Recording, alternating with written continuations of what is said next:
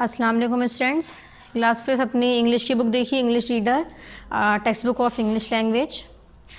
इसमें देखिए हम लोग स्टूडेंट्स PE2 का सिलेबस चेक कर लेते हैं। सबसे पहले PE2 के सिलेबस के लिए हम देखिए हाफली कंप्लीट कर चुके हैं हम लोग पार्ट नंबर 8 तक, लेसन नंबर 8।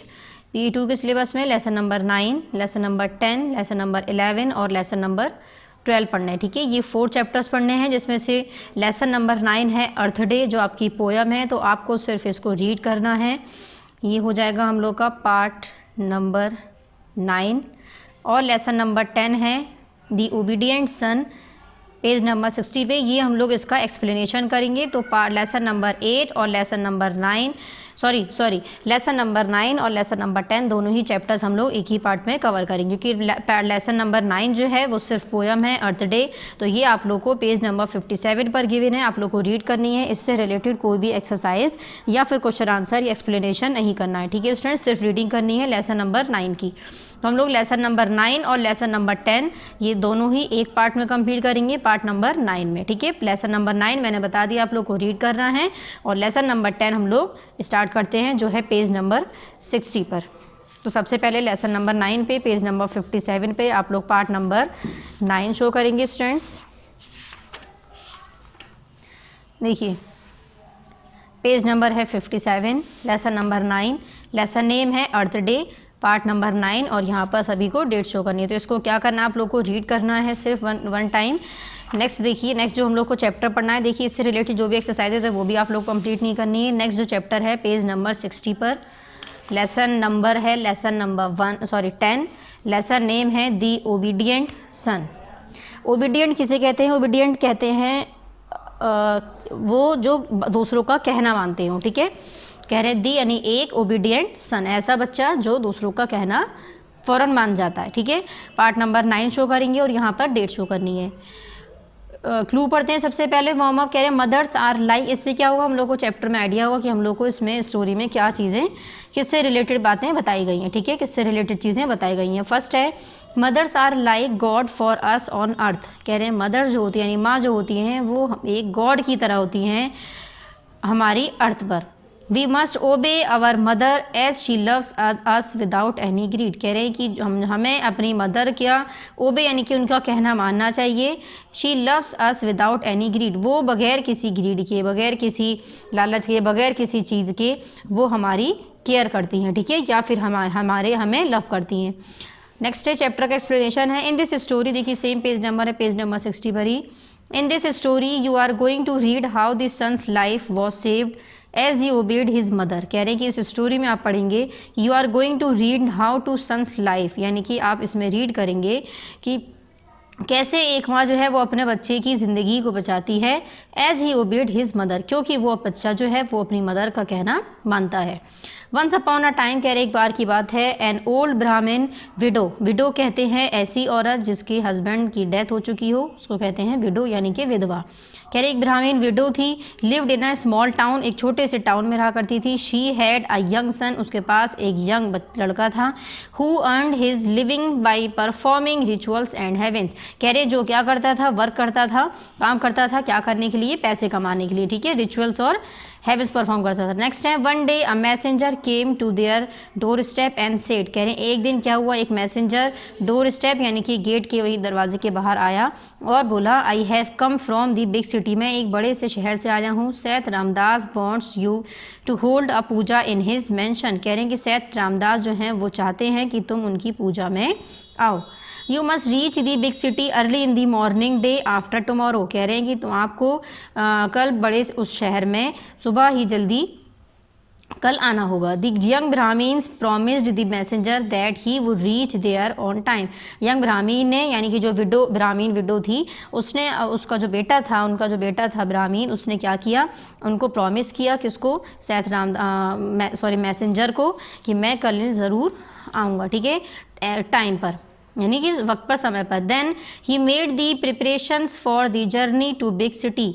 अब उन्होंने उस बड़े शहर में जाने के लिए प्रिपरेशंस यानी कि तैयारियां स्टार्ट कर दी, शुरू कर दी। The next morning with his clothes and some food in a bag the Brahmins was ready to leave for the big city. कह रहे नेक्स्ट मॉर्निंग अगली सुबह क्या हुआ, अपने कपड़ों के साथ और कुछ खाना पीना लेकर ब्राह्मीण जो थे वो रेडी हो गए बिग सिटी जाने के लिए। नेक्स्ट है दी विडो सेड, विडो ने कहा यानी कि ब्राह्मण की मदर ने कहा, son you are leaving for a long journey, तुम बहुत लंबे सफ़र के लिए जा रहे हो, डोंट गो अलोन, अकेले नहीं जाओ, you must have someone for company and security, कह रहे हैं आपके पास कोई होना चाहिए, कोई एक होना चाहिए जो आपको कंपनी दे सके और सिक्योरिटी दे सके, यानी कि आपकी देखभाल कर सके, केयर कर सके। दी सन रिप्लाइड, बेटे ने जवाब दिया, mother I know you worry a lot for me, यानी कि आप मेरे लिए बहुत चिंतित हो, तो the journey is long and the path is through a forest but I know that there is no danger, कह रहे हैं मुझे पता है आप मेरे लिए बहुत चिंतित हैं, वरी कहते हैं परेशान को, चिंतित को,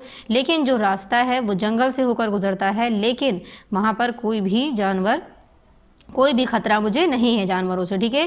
जैसे नो वाइल्ड एनिमल्स और dacoits are found in the forest, कह रहे हैं उस फॉरेस्ट में कोई भी जंगली जानवर क्योंकि नहीं है, ठीक है। पेज नंबर 60 कंप्लीट हो गया। नेक्स्ट आ जाइए page number 61।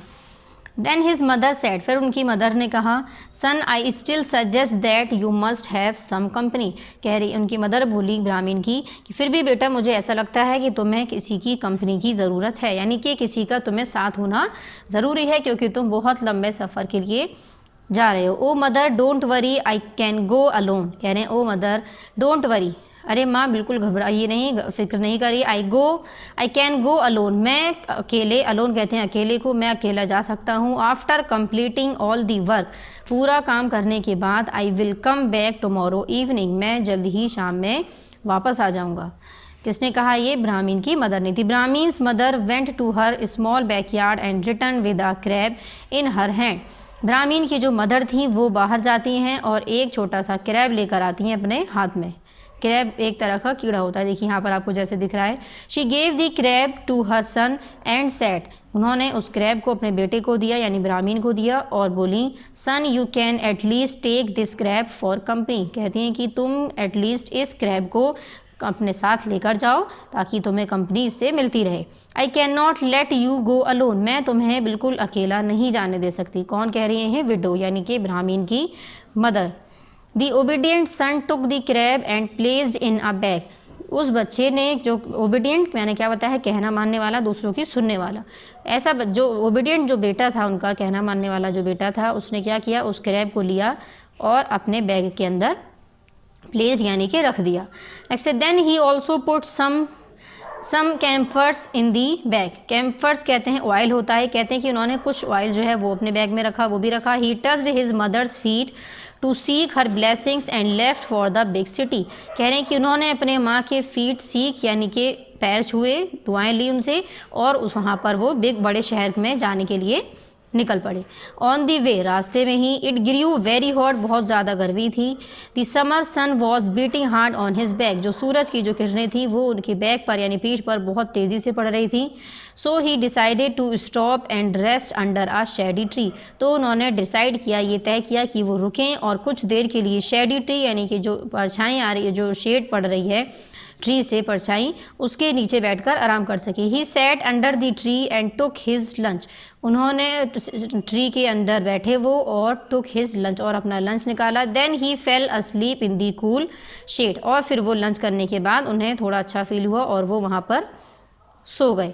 As he slept a snake came out of his home in tree hole, कह रहे जैसे ही वो सोए थे, कौन? ब्राह्मण कह रहे हैं कि एक सांप वहाँ से अपने घर में से यानी कि ट्री का जो होल होता है वहाँ पर सांप रहते हैं, वहाँ से निकलता है बाहर। इट स्मेल दी कैम्फर, उसको कैम्फर की स्मेल आती है यानी ऑयल की। इन दी ब्राह्मीन्स बैग, कहाँ पर रखा हुआ था? ब्राह्मीण के बैग में। Slowly the snake was attracted to the fragrance of the camphor, slowly आहिस्ता आहिस्ता जो स्नेक था वो कम्फेयर के पास आने लगा। It quickly entered the bag and started eating, वो एकदम से एंटर्ड हुआ बैग के अंदर और उसको खाना स्टार्ट कर दिया, दी कैम्फर को। The crab which was inside the bag was disturbed by the sound, अब वो जो क्रैब था, जो अंदर कीड़ा था, वो उसकी आवाज़ से यानी कि जो क्रैब को खाने की इसको कैम्फर खाने की जो आवाज़ आ रही थी, जो स्नेक आ रहा था, उसकी आवाज़ से डिस्टर्ब हुआ।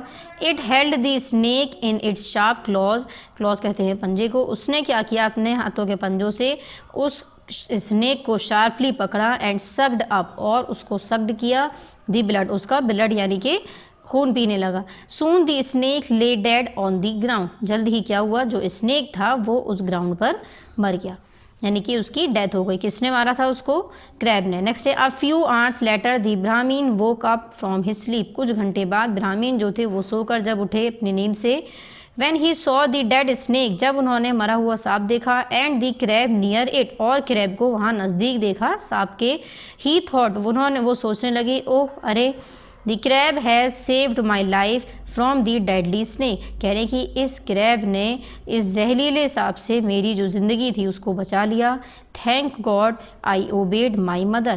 कह रहे हैं शुक्रिया भगवान, मैंने अपने मदर का ओबेड यानी कि कहना माना। अगर मैं अपने मदर का कहना नहीं मानता तो आज मैं मर सकता था। ठीक है, पेज नंबर 61 पर चैप्टर का जो कंप्लीट एक्सप्लेनेशन था वो कंप्लीट हो गया। तो इस चैप्टर से हमें क्या सबक मिलता है कि हमें अपने पेरेंट्स का या अपने बड़ों का कहना मानना चाहिए। ठीक है, नेक्स्ट है पेज नंबर 62 पे एक्सरसाइजेस गिवन है। फर्स्ट है ए क्वेश्चन अंडरस्टैंडिंग दी टेक्स्ट में क्वेश्चन आंसर है जो हम कॉपी में करेंगे।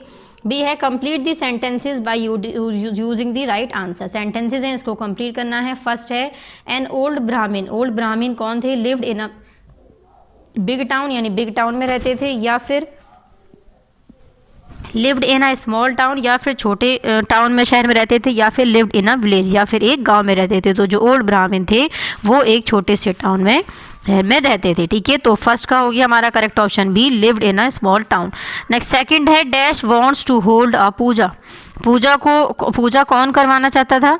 सेठ रामदास, या सेठ रविदास, या फिर सेठ रतनदास। तो देखिए भी हमने पीछे पढ़ा था, सेठ रामदास जो थे, देखिए Seth Ramdas wants you to hold a puja in its mention.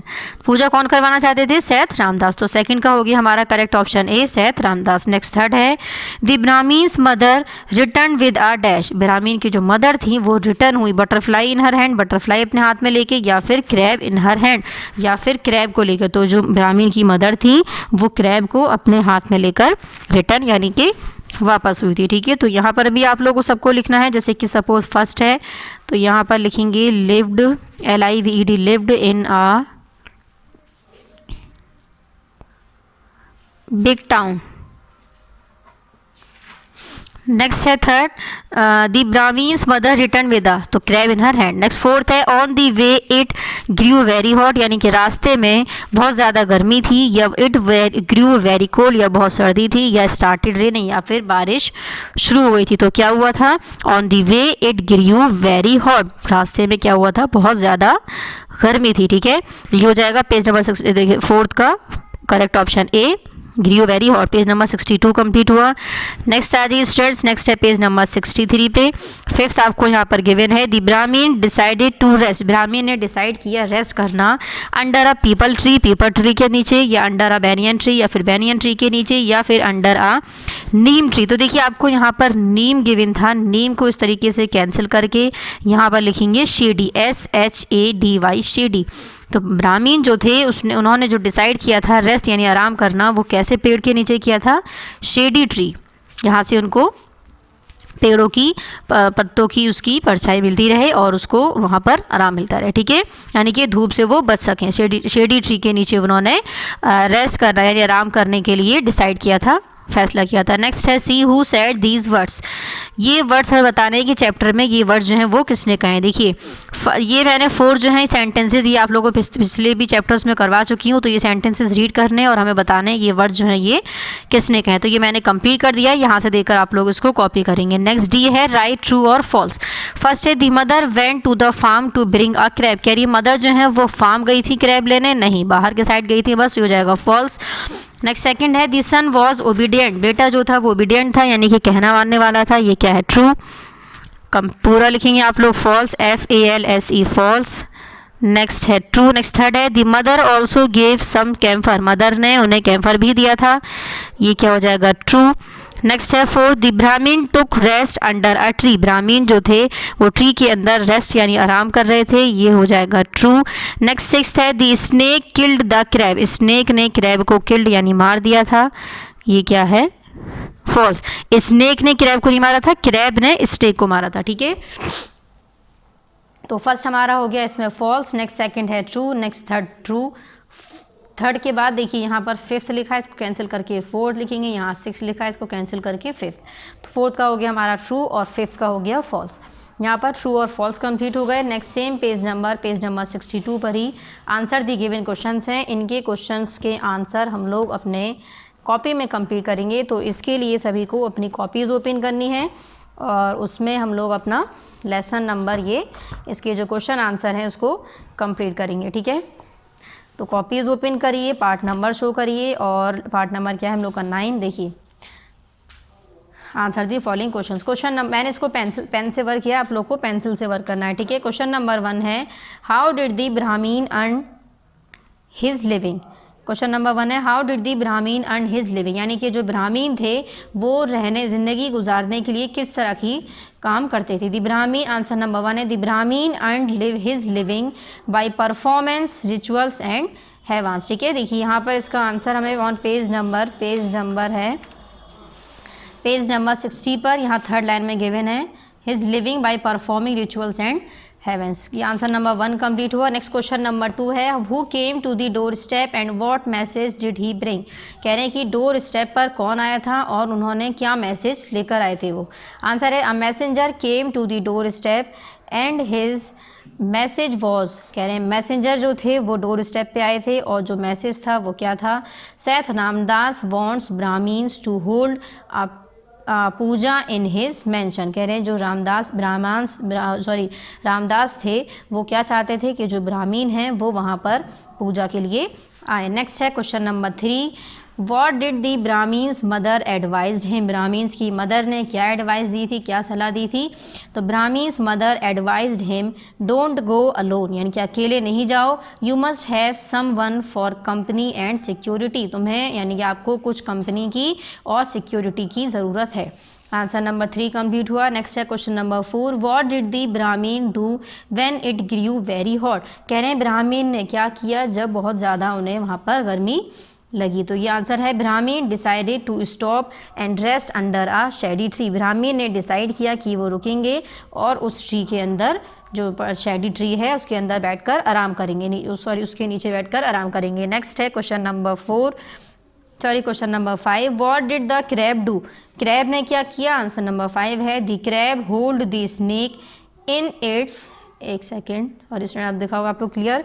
The crab hold the snake in its sharp clause. Crab ने क्या किया, उस स्नेक को अपने शार्प यानी नुकीले क्लॉज से, पंजों से होल्ड किया यानी पकड़ा। And sucked up to blood, और उसका खून पी लिया। ये हो गया हमारा आंसर नंबर 5। नेक्स्ट है question number 6 was the Brahmins life saved by obeying his mother. कह रहे हैं ब्राह्मीण की जो लाइफ थी क्या वो उसकी मदर की मतलब कहना मानने से सेव्ड हो गई यानी बच गई। तो इसका आंसर हो जाएगा yes the Brahmins life saved by obeying his mother. हाँ, ब्राह्मीण की जो ज़िंदगी थी वो उनकी मदर के कहना सुनने से उनकी जो ज़िंदगी थी वो बच गई। ठीक है, ये हो गया हमारा आंसर नंबर 6। तो यहाँ पर हम लोग के क्वेश्चन आंसर जो हैं वो कंप्लीट हो गए हैं और लेसन नंबर 9 और 10 हम लोगों ने पार्ट नंबर 9 में कंप्लीट कर लिया है। अब बाकी का हम लोग लेसन नंबर 11 और अपना देखिए लेसन नंबर 12 जो है कंटेंट्स नंबर चेक कर लेते हैं। 11 और 12 जो है वो हम लोग अपना नेक्स्ट पार्ट में कंटिन्यू करेंगे। जब तक आप लोगों को सभी को अपना यहाँ तक वर्क कंप्लीट करना है। ठीक है स्टूडेंट्स, थैंक यू।